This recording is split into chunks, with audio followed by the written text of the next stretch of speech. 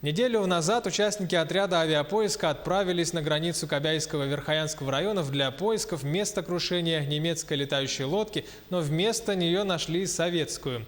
Они смогли обнаружить части самолета, а также останки летчиков, рассказывает Саргалана Федорова.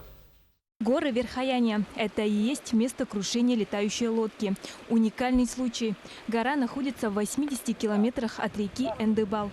Там поисковики нашли часть крыла, винты, двигатель, якорь и другие запчасти судна.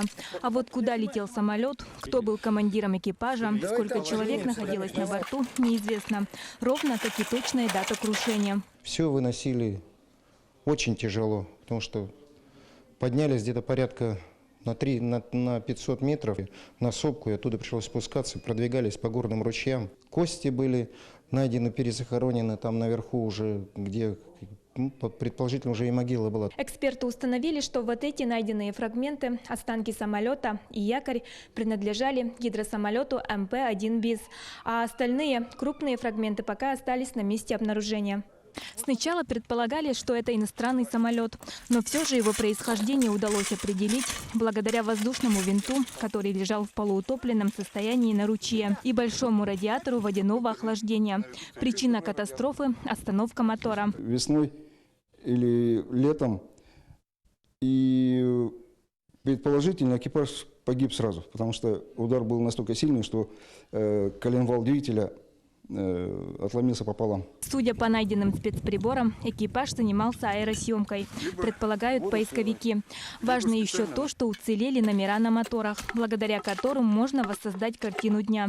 Версий, кому принадлежал самолет, также много, как и вопросов. Вероятность его Дальстрою, это у них была своя авиагруппа. В этом районе он работал активно, добывали минералы, работали заключенные. Летающие лодки МП-1 БИС строились в СССР с 1932 по 1940-е годы. Самолет активно применяли на Крайнем Севере и в Сибири, там, где сложно было найти место для сухопутных аэродромов.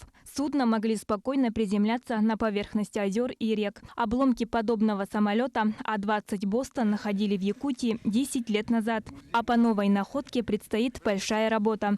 Уже начали изучать архивы. Вскоре установят имена экипажа. Значимая находка поможет выяснить, что же произошло с советским самолетом 80 лет назад.